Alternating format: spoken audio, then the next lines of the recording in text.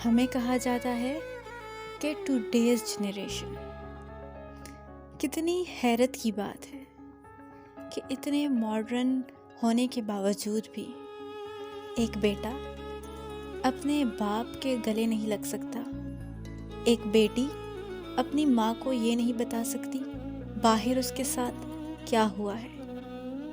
Loves वालदैन नहीं, माँ बाप, माँ अलग बाप अलग। तो मुझे ये बताएं, क्या हम टुडे जनरेशन बाय बर्थ है? कुछ नहीं, बस इतना कहना चाहूँगी, अच्छी तालीम, अच्छी तरबियत, अच्छा खाना पीना, अच्छा कपड़ा देना ही फ़र्ज़ नहीं होता।